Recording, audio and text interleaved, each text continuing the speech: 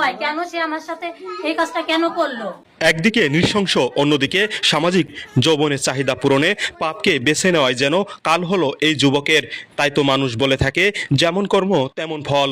আর এমন ফলাফলের কারণেই দুঃখ ফুরাবে না সারা জীবনও। সম্পর্কে প্রবাসী চাচার স্ত্রীর হাতেই সব হারিয়েছে এই যুবক।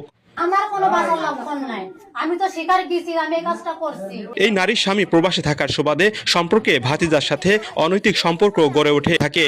তবে শেষমেশ পাপের ফল ভোগ করতেই হলো ভাতিজাকে।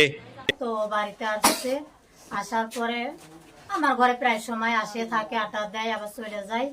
সম্প্রতি প্রবাস থেকে বিয়ের উদ্দেশ্যে বাড়িতে ফিরেছিলেন ওই গ্রামের হাফিজা শেখের ছেলে এনামুল শেখ। এরপর থেকে চাচির সাথে সখ্যতা গড়ে ওঠে তার।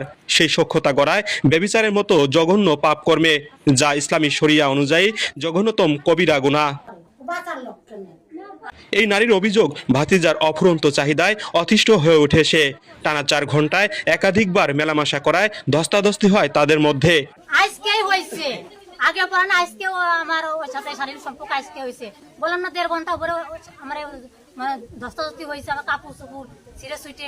আমি নিরুপায় হয়ে লাস্টে, একটা মানুষ কতক্ষণ সহ্য করতে পারে? একদিনই 4 বার শারীরিক সম্পর্ক হয়েছে, এই 1.5 1.5 ঘন্টা ঘন্টায়। ধরে আমার সাথে শারীরিক সম্পর্ক করছে 3-4 বার।